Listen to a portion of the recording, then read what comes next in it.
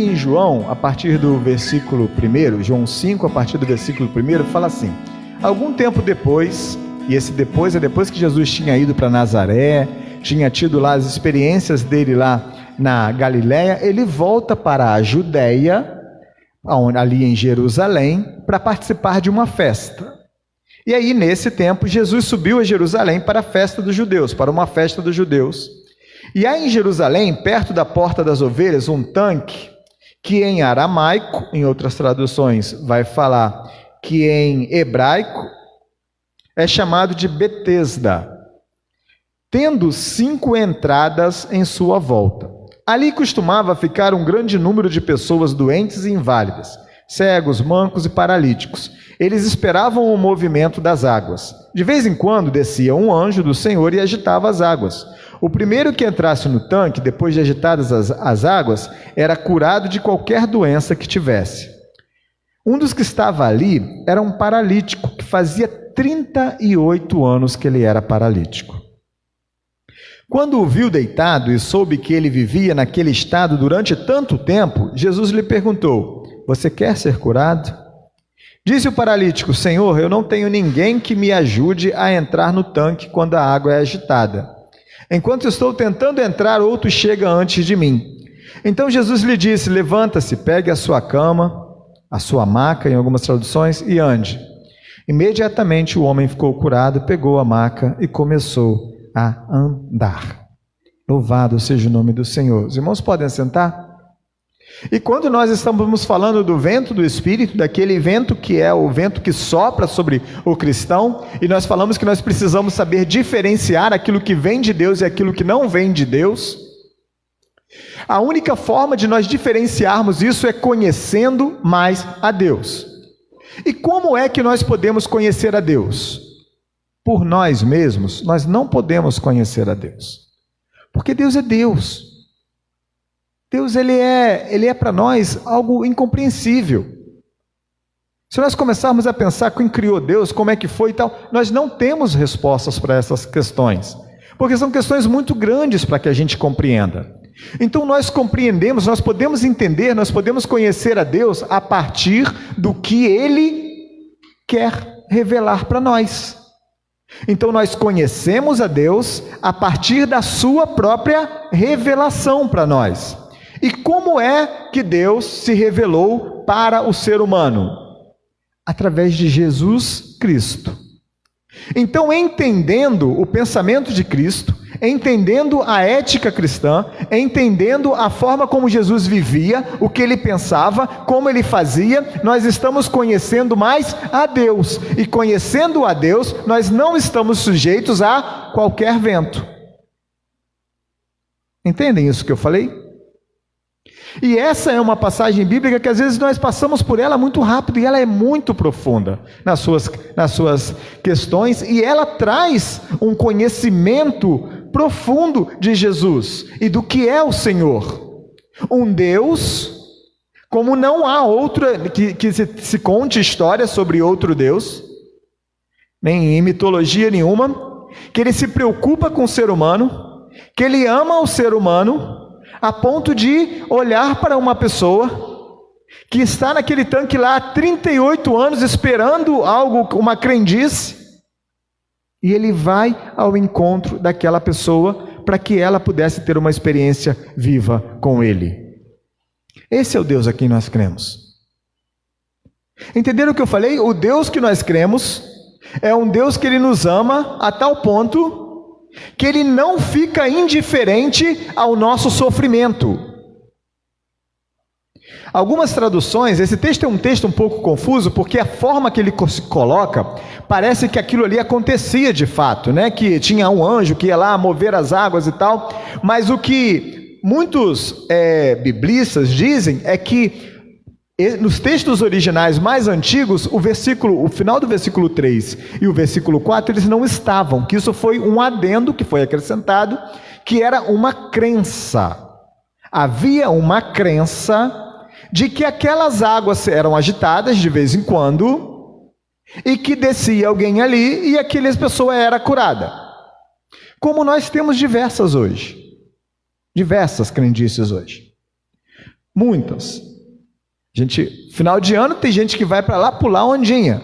Tem gente que vai fazer tal coisa. Tem gente que guarda o santinho tal porque ele vai te ajudar no casamento. São crendices. São crendices. E tem pessoas que juram de pé junto que essas crendices fizeram alguma diferença para elas. Mas o fato é que Jesus, ele se compadece, ele sabe que existe um lugar, quando ele volta a Jerusalém, ele sabe que existe um lugar onde existem muitos enfermos.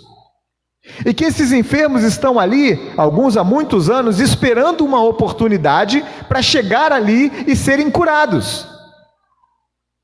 Jesus então chega e ele observa um paralítico que já está há 38 anos naquele lugar. Meus irmãos, vocês imaginam como era aquele lugar? Eu, na minha imaginação, eu não imagino que seja um lugar limpo como nós temos aqui hoje. Um lugar aconchegante como esse que nós temos aqui, e aqui teria um poço e as pessoas sentadas em cadeiras como essa, com ar-condicionado. Não imagino um lugar assim. Imagino um lugar sujo, com muitas pessoas jogadas ao chão, muitos paralíticos, muitas pessoas com dificuldades diversas, cegos, pedindo ajuda.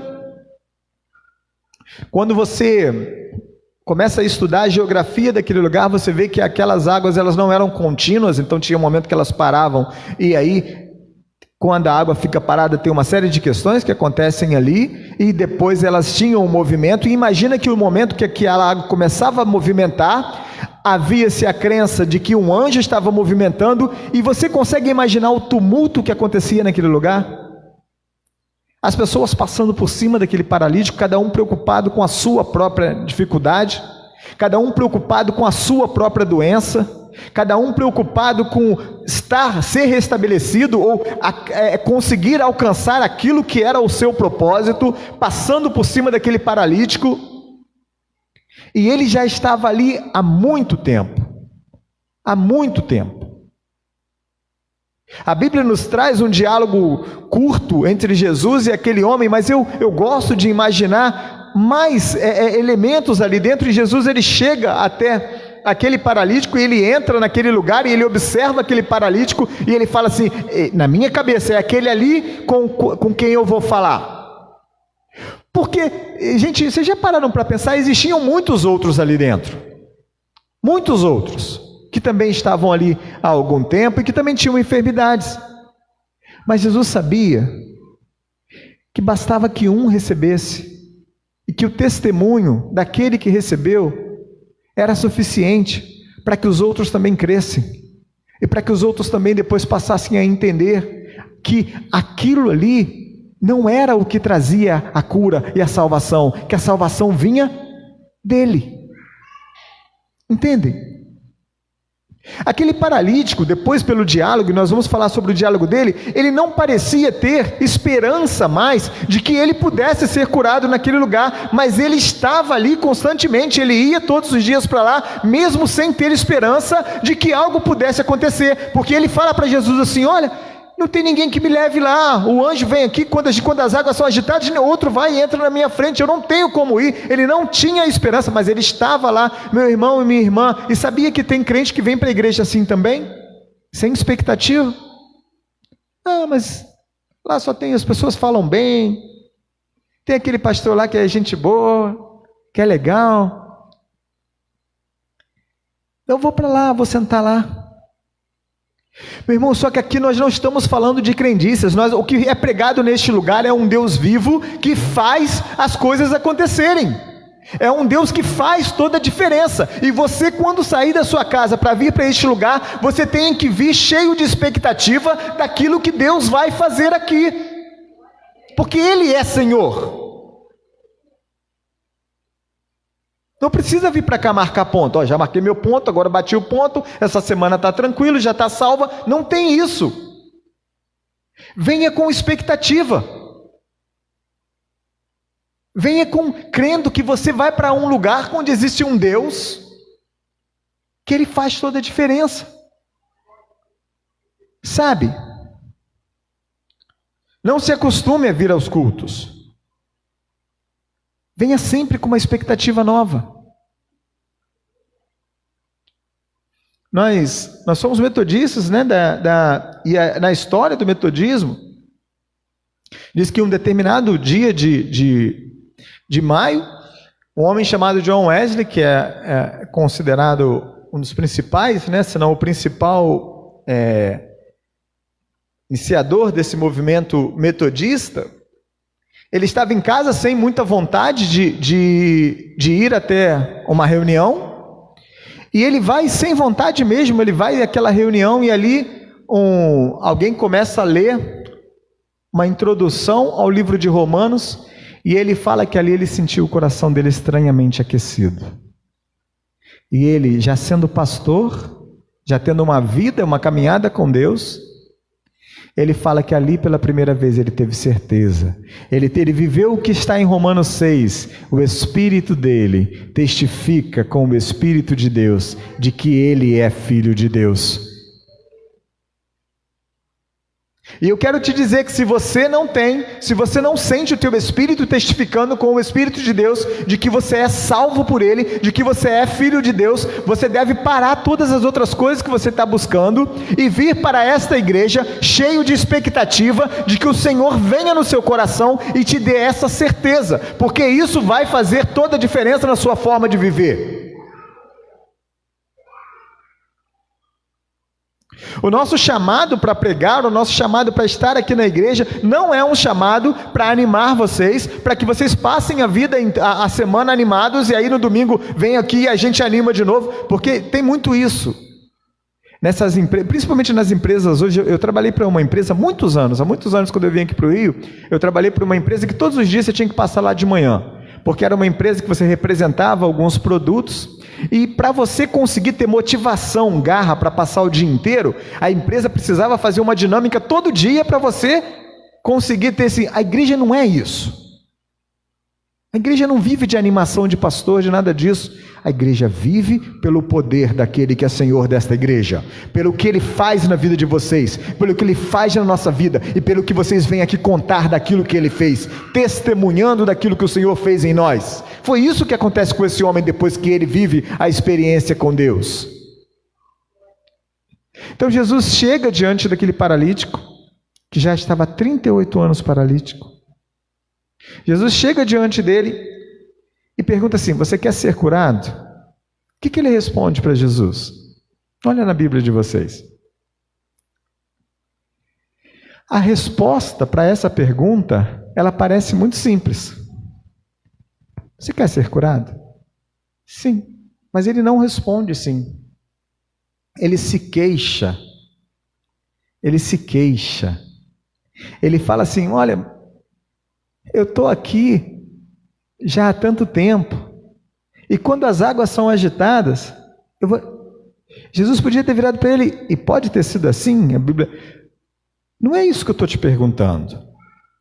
Não é isso que eu estou perguntando. Eu estou perguntando se você quer ser curado. Essa era a pergunta de Jesus.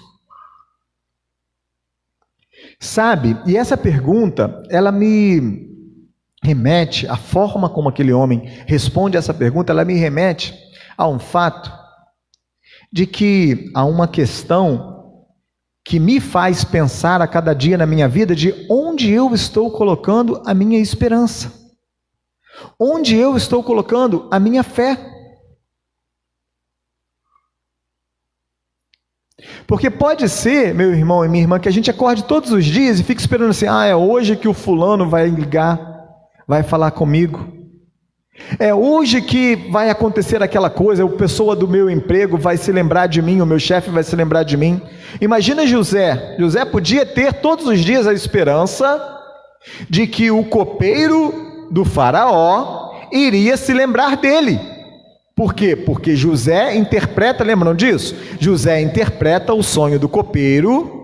O copeiro que estava na prisão, ele volta para o faraó e José fala assim: olha, se lembra de mim. E José podia acordar todos os dias assim: poxa, é hoje que aquele copeiro vai lembrar de mim. E aí alguém podia chegar perto dele para ilustrar o texto e falar assim: José, você quer sair dessa prisão? Ele podia falar assim: poxa, o copeiro não lembra de mim, como é que eu vou sair da prisão? Percebem como às vezes nós podemos estar apegados a questões que são práticas, que existe alguém de repente que a gente observa que pudesse dar alguma ajuda e nos tirar daquela situação, e a gente às vezes coloca a nossa expectativa nessa pessoa, mas o fato é que a nossa expectativa, a expectativa do cristão, a expectativa do homem e da mulher do Senhor, ela deve estar em cima do Deus a quem nós servimos. Porque isso é que faz toda a diferença. Porque quando Deus opera em nós, quando Deus realiza o querer dele em nós, na hora que nós formos contar isso para as outras pessoas, nós não vamos falar que fomos ajudados pelo fulano ou pelo ciclano, nós vamos falar que nós cremos em um Deus que faz todas as coisas, e Ele é aquele que cuida de nós, e Ele que cuidou de nós. E quando nós fazemos isso, o nome do Senhor é glorificado, a obra que Ele tem proposto para nós, ela é realizada. Entendem, gente? É assim que funciona. O homem e a mulher do Senhor, o homem e a mulher de Deus, ele caminha segundo aquilo que é propósito de Deus para nós. E pode ser que a gente não entenda às vezes. Pode ser que a gente não entenda. Mas Deus nos ama de tal forma, que às vezes não, nesse caso aqui especificamente, Deus amou aquele homem de tal forma, que Ele foi buscá-lo. E sabe que Deus ir nos buscar, o ideal é que fosse assim: Wesley, volta, vem, e que o nosso coração fosse um coração maleável, que a nossa mente fosse uma mente aberta para o Senhor, que no momento que Deus começasse a falar comigo: Wesley, você está no caminho errado, eu fizesse, opa, me corrijo. Eu brinco e falo, e é uma brincadeira séria, que eu oro ao Senhor desde muito jovem, assim: Senhor, que eu aprenda rápido. Eu oro pedindo a Deus que eu tenha um coração ensinável, porque Deus me ama tanto, mas me ama tanto, que Ele permite que eu passe por dificuldades para aprender. Que Ele às vezes deixa eu entrar em situações difíceis, para que eu aprenda e retorne para Ele. Porque o mais importante da nossa vida, meu irmão e minha irmã, é caminhar com o Senhor. Isso é o mais importante. O resto todo é acessório na vida do cristão e da cristã. Mas quantas vezes nós perdemos tempo falando ou dedicando as nossas melhores forças às outras questões que não são essas? Pastor, você está dizendo que a gente então não precisa trabalhar. Não estou dizendo isso. Eu estou dizendo que dentro do seu trabalho, a tua expectativa também tem que ser de ali ser cristão e ser referência para aqueles que ainda não conhecem a Deus. Eu estou dizendo que indo na caminhada, enquanto você você caminha pregando o Evangelho do Senhor, se necessário for, usando palavras, mas o tempo todo com a sua vida. É assim que caminha o homem e a mulher de Deus. Jesus, ao chegar diante daquele paralítico, e aquele paralítico, ele possivelmente, ele já leva um susto quando alguém vem falar com ele. Passando no meio de todos os outros, Jesus vem falar diretamente com ele, e ele possivelmente pensa assim: olha, por que você está falando comigo? Ele olha para o lado e fala assim: olha, por você falando comigo? Ele não sabia quem era Jesus, mas ele vê um homem que chega, se dirige a ele e começa a falar com ele, num lugar que ele não tinha o costume de que as pessoas pudessem, e muito menos que o tratassem bem, com educação.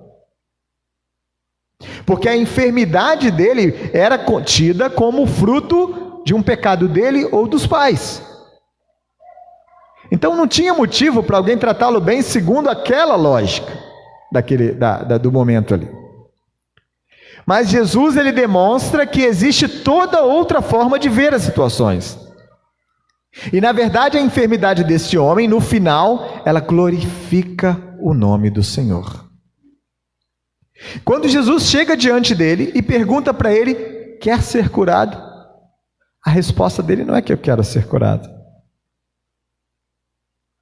Até que Jesus continua falando com ele, e chega um momento que Jesus fala assim: olha,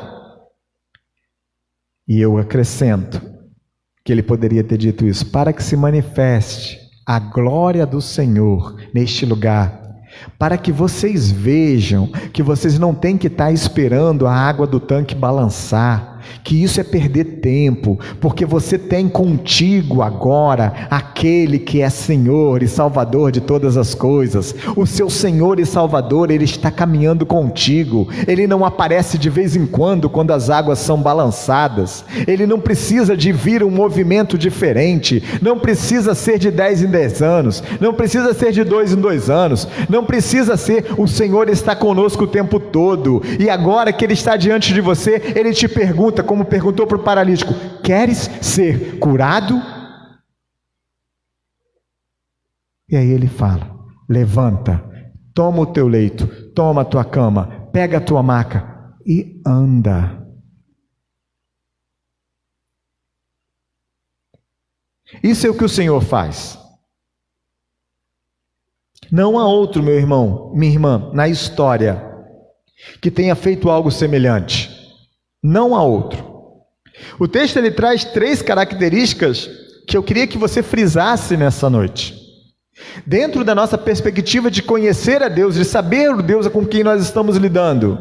A primeira perspectiva é a que nós temos um Deus que Ele vai ao encontro do que sofre. E nós temos um Deus e nós cremos dessa forma, e não é todo mundo que crê dessa forma que eu vou falar agora. Um Deus que está interessado em salvar a todos. Não existem alguns que são eleitos e outros que não são.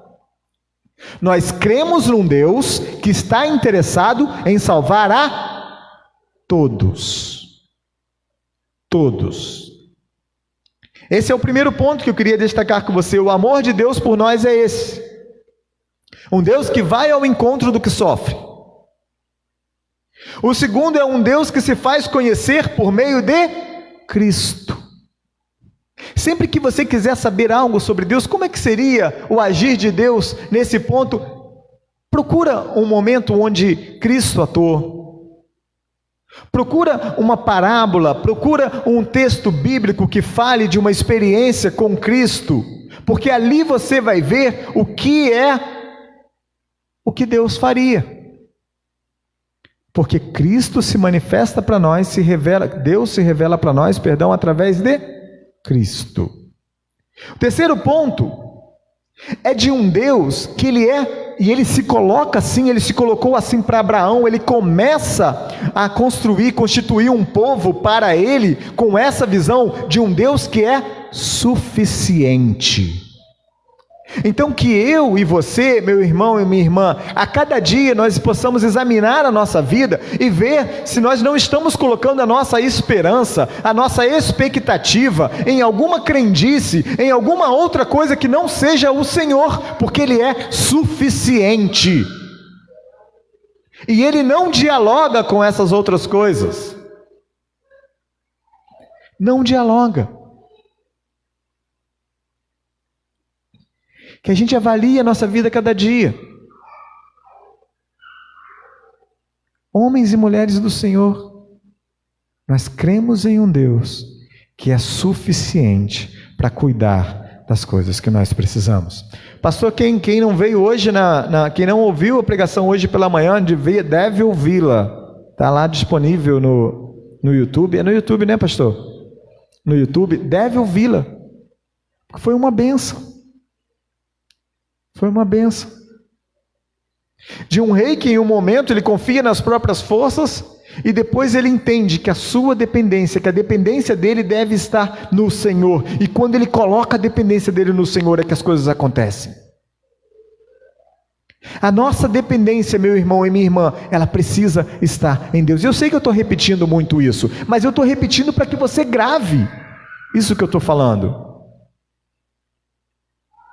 Porque eu quero muito ver Deus fazendo grandes coisas neste lugar, porque quando Deus começa a agir, quando Deus faz, nós cremos que todas as coisas vão se colocando na forma que Ele quer que aconteçam. Eu sei que o mesmo Deus que agia no passado é o Deus que age no presente. Nós vemos a mão de Deus agindo aqui, e eu quero poder chegar aqui nesse altar e contar muitos testemunhos daquilo que Deus tem feito por mim, daquilo que Deus tem feito. Eu creio que eu vou contar esses testemunhos aqui. Eu creio que vocês vão contar também muitos testemunhos daquilo que Deus tem feito, e assim o nome do Senhor vai ser glorificado nesse lugar. Mas para que nós possamos viver essas experiências com Deus, nós precisamos conhecer o Deus a quem nós servimos. Foram 38 anos daquele homem vivendo, esperando que algo acontecesse para que ele pudesse ser curado. Eu não sei quanto, e não sei se é o caso de alguém aqui, não sei se é, mas às vezes, mais uma vez, às vezes a gente está dentro da igreja e precisa viver aquela experiência com Deus. O fato de estar dentro da igreja, sentado nos bancos, não é suficiente, meu irmão e minha irmã. Nós estávamos viajando esses dias, né? E a gente viajou de carro, e viajar de carro é legal, que te dá a possibilidade às vezes de ouvir muitas histórias dos seus filhos e tal.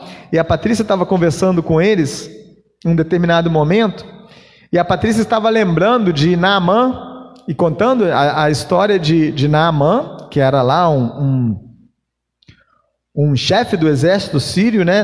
Da Síria. E ele conversa lá, e ele ficou com lepra. Seu corpo ficou tomado por lepra, e tinha lá na Síria, que quando eles tomaram o povo de Israel, os israelitas foram subjugados e foram levados para a Síria, para servir lá aos assírios. E havia uma menina que era escrava na casa desse senhor, e ela falou com ele assim: lá na minha terra tem alguém que faz diferença aí, que te cura aí. Aí quando ele chega para falar com Eliseu, Eliseu fala assim: olha, fala com ele que não precisa nem vir aqui, vai lá no Rio Jordão e mergulha 7 vezes. E eu contei essa história toda só para falar o que a Patrícia falou para as crianças, que era assim: a cura não foi progressiva. Assim, ele entrou no primeiro mergulho e saiu melhor um pouquinho. Aí ele falou assim: opa, vou para o segundo, que eu já estou melhor. Ele foi para o segundo, saiu melhor um pouquinho. Opa, não foi assim. Ele foi no primeiro e nada aconteceu. Ele foi no segundo e nada aconteceu. Ele foi no terceiro e nada aconteceu. E ele podia ter desistido no caminho. Quando ele foi curado? No 7º mergulho. Quando ele obedeceu à voz do profeta.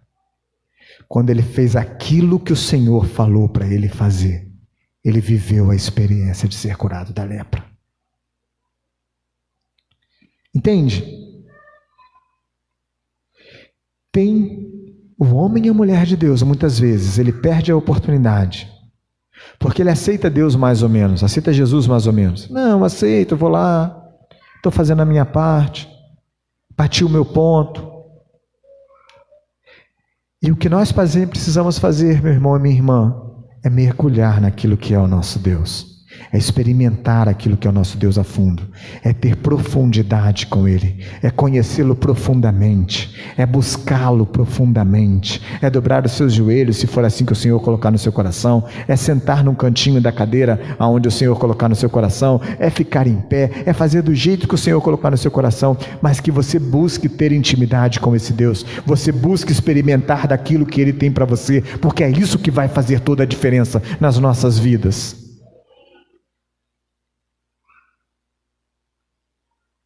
No texto que a gente leu, para além de Jesus curar o paralítico, além de Jesus curá-lo, Jesus o livra de uma escravidão, Jesus o livra de um sentimento de mendicância, que já havia 38 anos. Jesus não só cura aquele homem, Jesus restaura a dignidade dele. É isso que o Senhor quer fazer conosco. E aí, meu irmão e minha irmã, só existe um caminho para isso. Nosso caminho é seguir a Cristo. Nosso caminho, uma vez que nós optamos por servir ao Senhor, nosso caminho é estar junto com Ele, é conhecê-lo na sua inteireza. E aí eu quero te fazer um desafio, agora, como eu tenho sido muito abençoado aqui na igreja com as palavras que eu tenho recebido, com aquilo que Deus tem feito aqui. Quando nós, o que acontece quando a gente descobre um remédio que pega uma dor nossa, ou que pega algo que era costumeiro na nossa vida, algum sofrimento, pode ser uma dor, pode ser uma rinite, qualquer coisa desse tipo, e a gente descobre um remédio que nos cura, e a gente descobre um remédio que faz aquilo passar. Nós contamos para os outros ou guardamos para a gente? Nós contamos. Nós contamos. Traga mais pessoas para serem abençoadas aqui com você, em nome de Jesus. E deixa que o Senhor é que faz a obra. Nosso papel é convidar. Nosso papel é convidar. Nosso papel é falar daquilo que Deus tem feito na nossa vida. E deixa que o Senhor faz a obra. E deixa que o Senhor vai fazer a obra. Então eu quero te convidar, primeiro, a experimentar aquilo que Deus tem para a tua vida. Experimentar. A viver essa profundidade com Deus. E segundo, para vivendo, experimentando desse Deus, convidar outras pessoas para que experimentem também. Amém? E vamos ficar de pé? Nós vamos orar. Quero te convidar a orar, pedindo a Deus que faça dessa forma. Quero te convidar a orar pedindo assim: Senhor, que eu não tenha uma experiência rasa contigo. Que eu não tenha... E aí, meu irmão e minha irmã, assim, abre o seu coração mesmo para Deus. Senhor, estou sem força para pedir, não sei como fazer, mas abre, porque nós cremos que o Espírito Santo, que esse vento do Espírito que veio sobre lá em Pentecostes, que esse vento que vem, que nos toma e que nos faz ter força e que nos orienta e que nos conduz, nós cremos que é Ele que age neste lugar e Ele que vai agir na sua vida em nome de Jesus. E eu quero te convidar para fazer essa oração. Primeiro, que você viva uma experiência profunda com Deus. E depois que vivendo uma experiência profunda com Deus, que você seja instrumento para que outros também vivam essa experiência em nome de Jesus. Aquele homem, depois de curado, a Bíblia fala lá no final do capítulo 5, vai falar, mais ou menos no meio do capítulo 5, na verdade, vai falar de que ele depois, ele não sabia quem era Jesus, mas Jesus aparece para ele, e os judeus interrogavam, mas quem foi que te curou? E ele não sabia falar, mas depois Jesus aparece para ele de novo e fala assim: e agora, como é que você está? E aí a hora que ele reconhece Jesus, a hora que ele entende que foi Jesus que o curou, ele volta correndo e conta sobre aquele quem o curou. Então nós vamos pedir a Deus que nos permita conhecê-lo através de Cristo. E segundo, que nós sejamos instrumentos para que outros também o conheçam em nome de Jesus, porque esse é o propósito de Deus para nós, para a igreja dele, em nome de Jesus.